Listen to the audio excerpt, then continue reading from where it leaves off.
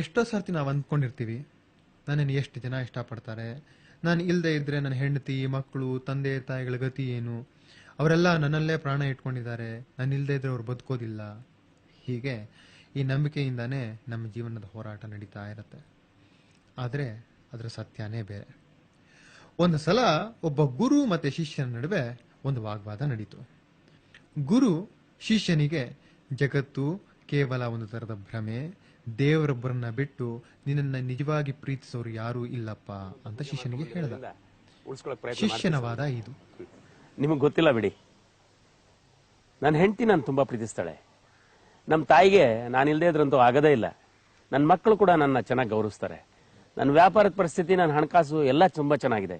ಹೀಗಿರುವಾಗ ಇದು ಕಲ್ಪನೆ ಹೇಗಾಗುತ್ತೆ ಸ್ವಾಮೀಜಿ? ನಿಮ್ಮ ಹೆಂಡತಿ ಪ್ರೀತಿ, ನಿಮ್ಮ ತಾಯಿ ಪ್ರೀತಿ, ನಿಮ್ಮ ಮಕ್ಕಳ ಗೌರವ ಇವೆಲ್ಲ ಭ್ರಮೆ. ಇದು ಭ್ರಮೆ ಹೇಗಾಗುತ್ತೆ ಸ್ವಾಮೀಜಿ? ಪ್ರತಿದಿನ ನಡೆಯೋದನ್ನ ಯಾರಾದ್ರೂ ಕಲ್ಪಿಸ್ಕೊಂಡು ಹೇಳಕ್ಕಾಗತ್ಯಾ? ನಾನು ಇಷ್ಟು ದಿವಸ ಅವ್ರ ಜೊತೆಲಿ ಇದ್ದೀನಿ. ಯಾರ್ಯಾರು ಏನೇನು ಅಂತ ನನ್ಗೆ ಚೆನ್ನಾಗಿ ಗೊತ್ತಿದೆ ಸ್ವಾಮೀಜಿ. ಇದನ್ನೆಲ್ಲ ಕಲ್ಪನೆ, ಭ್ರಮೆ, ಕನಸು ಅಂತ ಹೇಳಕ್ಕಾಗಲ್ಲ ಬಿಡಿ ಸ್ವಾಮಿ. ಒಂದು ಪಕ್ಷ ನೀವು ಅನ್ಕೊಂಡಿರೋದನ್ನೆಲ್ಲ ಸುಳ್ಳು ಅಂತ ನನ್ನೇನಾದ್ರೂ ತೋರಿಸಿದ್ರೆ ಏನ್ ಮಾಡ್ತೀರಿ? ಹಾಗೇನಾದ್ರೂ ಆದ್ರೆ ನಾನು ಖಂಡಿತ ನಿಮ್ಮಿಂದ ಬಂದ್ಬಿಡ್ತೀನಿ ಸ್ವಾಮೀಜಿ. ಖಂಡಿತವಾಗಿ? ಖಂಡಿತ. ಚೆನ್ನಾಗಿ ಯೋಚನೆ ಮಾಡಿ ಸನ್ಯಾಸಿ ಆಗ್ಬೇಕಾಗತ್ತೆ. ಆಗ್ಲಿ ಬಿಡಿ ಸ್ವಾಮೀಜಿ. ಸರಿ, ಸನ್ಯಾಸಿ ಆಗದೇನ್ ಬೇಡ, ಸತ್ಯ ಗೊತ್ತಾದ್ರೆ ಸಾಕು.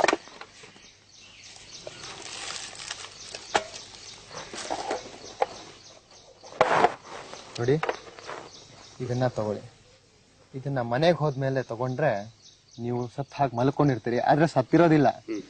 ನೀವು ಸತ್ತಿದಿರಿ ಅಂತ ಗೊತ್ತಾದ್ಮೇಲೆ ನಿಮ್ ಮನೆಯಲ್ಲಿ ಯಾರ್ಯಾರು ಯಾವ್ಯಾವ ರೀತಿ ನಡ್ಕೊಂತಾರೆ ಅನ್ನೋದು ನಿಮ್ಗೆ ಕೇಳಿಸುತ್ತೆ. ಸರಿಯಾದ ಸಮಯಕ್ಕೆ ನಾನು ಬರ್ತೀನಿ ಅಲ್ಲಿಗೆ. ಆದ್ರೆ ಇದರಿಂದ ಏನು ತೊಂದರೆ ಇಲ್ಲಲ್ಲ ಸ್ವಾಮೀಜಿ? ಜೀವಕ್ಕೇನು ಭಯ ಇಲ್ಲ. ಯಾಕೆಂದ್ರೆ ನನಗೆ ಇನ್ನು ಮುಂದೆ ಬೇಕಾಷ್ಟು ಜವಾಬ್ದಾರಿಗಳಿದೆ ಸ್ವಾಮೀಜಿ. ಪರವಾಗಿಲ್ಲ, ಏನು ಹೆದರ್ಕೋಬೇಡಿ, ಹೋಗ್ಬಿಟ್ಟು ಬನ್ನಿ. ನಾನು ಸರಿಯಾದ ಸಮಯಕ್ಕೆ ಬರ್ತೀನಿ. ಆಯ್ತು ಸ್ವಾಮೀಜಿ, ನಾನು ಬರ್ತೀನಿ. ನಮಸ್ಕಾರ.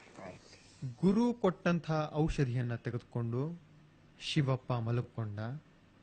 ಅವನು ಸತ್ತು ಹೋಗಿದ್ದಾನೆ ಅಂತ ಅವರ ಮನೆಯಲ್ಲಿ ಎಲ್ಲರೂ ದುಃಖ ಪಡ್ತಾ ಇದ್ದಾರೆ. ನಾನೇನ್ ಮಾಡ್ಲಿ? ಸಮಾಧಾನ ಮಾಡ್ಕೊಳೆ ತಾಯಿ, ಸಮಾಧಾನ ಮಾಡ್ಕೊ. ನನ್ ಕರ್ಮ ಇನ್ನ ಸವದಿಲ್ಲ, ನಾನ್ ಪಾಪಿ. ಆ ದೇವ್ರು ನನ್ನ ಕರ್ಕೊಳಕ್ ಬದ್ಲು ನನ್ ಮಗನ್ನ ಕರ್ಕೊಂಡ್ ಬಿಟ್ಟಿದ್ದಾನೆ. ಪಾಪಿ ಮುಂಡೆ ಮಗ.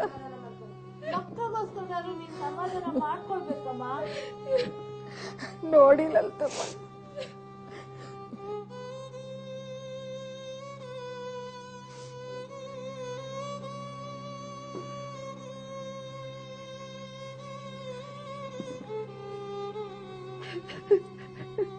ಸ್ವಾಮಿಗಳೇ ನೋಡಿ ಅನ್ಯಾಯನ. ಬೆಳಿಗ್ಗೆ ಚೆನ್ನಾಗೇ ಇದ್ದ, ಎಲ್ಗೋ ಹೋಗ್ ಬಂದ, ಆಮೇಲೆ ಮಲಗ್ಕೊಂಡ, ಆಮೇಲೆ ಈಗ ಹೋಗ್ಬಿಟ್ಟ. ಶಿವಣ್ಣ ಇನ್ನು ಸತ್ತಿಲ್ಲ, ಬದುಕಿದ್ದಾರೆ. ಹಾಗಾದ್ರೆ ನನ್ ಗಂಡನ ಹೇಗಾದ್ರೂ ಉಳಿಸಿರಿ. ಆದ್ರೆ ಇವ್ರನ್ನ ಉಳಿಸೋದ್ರಲ್ಲಿ ಒಂದು ಕಷ್ಟ ಇದೆ. ಏನದು ಗುರುಗಳೇ?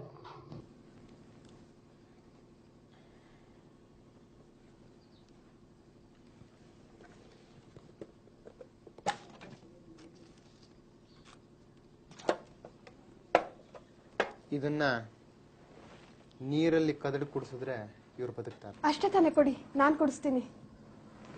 ಅಲ್ಲೊಂಚೂರು ನೀರ್ ಕೊಡಿ.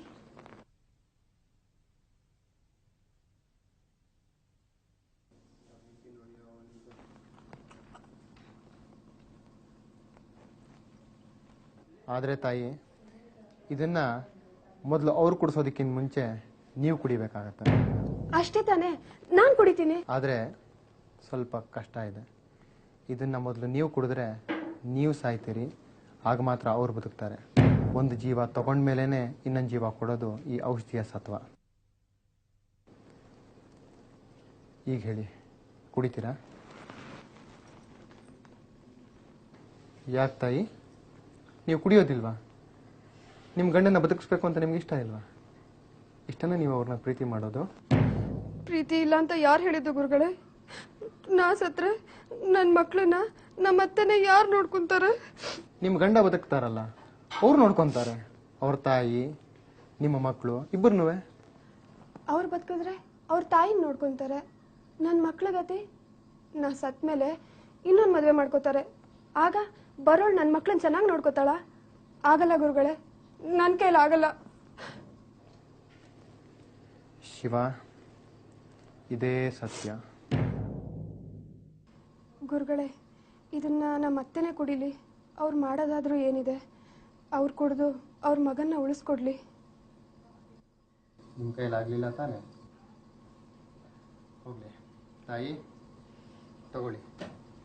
ಜಗತ್ತಿನಲ್ಲಿ ಯಾವುದೇ ತಾಯಿ ಆಗಲಿ ತನ್ನ ಪ್ರಾಣ ಕೊಟ್ಟಾದರೂ ಮಗನ್ನ ಬದುಕಿಸ್ಕೊಳ್ಳೋದಕ್ಕೆ ಪ್ರಯತ್ನ ಪಡ್ತಾಳಂತೆ. ತಗೊಳ್ಳಿ, ನೀವು ಕುಡೀರಿ, ನಿಮ್ಮ ಪ್ರಾಣ ಹೋಗಲಿ, ನಿಮ್ಮ ಮಗನ ಪ್ರಾಣ ಬರಲಿ. ಸ್ವಾಮಿಗಳೇ, ನನ್ನ ಮೊಮ್ಮಕ್ಕಳು ನನ್ನ ತುಂಬಾ ಹಚ್ಕೊಂಡ್ಬಿಟ್ಟಿದ್ದಾರೆ. ನಾ ಸತ್ತು ಹೋಗ್ಬಿಟ್ರೆ ಅವ್ರನ್ನ ನೋಡ್ಕೊಳ್ಳೋರು ಯಾರು? ಲೇಮ ತಾಯಿ, ನೀನೇ ಅದನ್ನ ನನ್ನ ತಗೊಂಡು ಕಷ್ಟನೂ ಅರ್ಥ ಮಾಡ್ಕೊಳ್ಳಿ ಅತ್ತೆ. ನಾನು ಸಾಯಕ್ಕಾಗಲ್ಲ. ಅಂತೂ ಕೊನೆಗೆ ಶಿವಣ್ಣನ ಬದುಕಿಸೋದಕ್ಕೆ ಯಾರೂ ಮುಂದೆ ಬರಲಿಲ್ಲ. ಔಷಧಿ ಸತ್ವ ಹೊರಟೋಯ್ತು, ಶಿವಣ್ಣನೂ ಹೊರಟು ಹೋದ.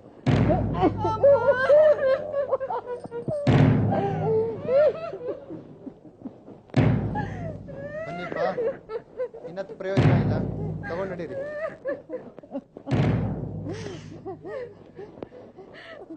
ಅಯ್ಯೋ ಅಯ್ಯೋ, ಮಂಚ ಎತ್ತಿನ ಇಳಿಸು ಕೆಳಗೆ ಶ್ರೀಧರ. ಯಾಕೆ ತಾಯಿ, ಏನಾಯ್ತು? ಮಗನು ಹೊರಟದ, ನನ್ ಗಂಟೆ ನೆನಪಾಗದು ಒಂದೇ ಇರೋದು. ತಾಯಿ, ಮಗಾನೇ ಹೋದ್ಮೇಲೆ ಇನ್ ಮಂಚಕ್ಕೆ ಯಾಕೆ ಒದ್ದಾಡ್ತೀರಿ? ತಗೊಂಡ್ ಬನ್ರಪ್ಪ, ಬನ್ನಿ.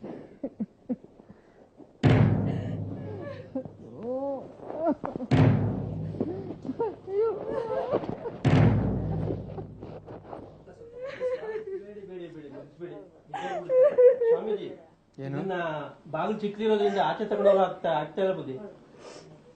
ಚೌಕಟ್ನ ಒಡೆದಾಕ್ಬಿಡಿ, ಅವಾಗ ತಗೊಂಡ್ ಹೋಗ್ಬೋದು. ಅಯ್ಯೋ ಬೇಡ ಬೇಡ, ಬಾಗ್ಲು ಮಾತ್ರ ಮುರಿದು ಹಾಕ್ಬೇಡಿ. ಅವ್ರು ಬೇರೆ ಇಲ್ಲ, ನನ್ನ ಕೆಲ್ ಸರಿ ಮಾಡ್ಸಕ್ಕಾಗಲ್ಲ. ತಾಯಿ, ಮಂಚದಿಂದ ದೇಹನ ಇಳಿಸೋದಿಕ್ಕಾಗೋದಿಲ್ಲ. ಮಂಚದಲ್ಲೇ ಇರಬೇಕು. ದೇಹ ಸೆಟೆತ್ಕೊಂಡ್ಬಿಟ್ಟಿದೆ.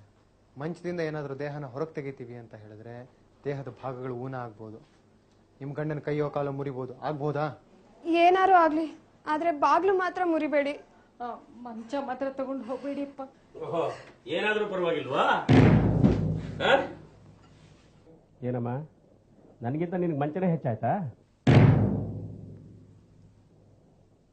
ಏನೇ, ನನಗಿಂತ ನಿನಗೆ ಈ ಬಾಗಿಲುಗಳು, ಈ ಮನೆ ಇದೇ ಹೆಚ್ಚ ನಿನಗೆ? ನಾವು ಹೇಳಿದ ಮಾತು ಸತ್ಯ ಸ್ವಾಮೀಜಿ. ಎಲ್ಲರೂ ತಮ್ಮ ಸ್ವಾರ್ಥಕ್ಕೋಸ್ಕರವಾಗಿ ಇನ್ನೊಬ್ಬರನ್ನು ಪ್ರೀತಿ ಮಾಡ್ತಾರೆ. ಸತ್ಯ ಏನು ಅಂತ ನನಗೆ ಈಗ ಚೆನ್ನಾಗಿ ಗೊತ್ತಾಯ್ತು.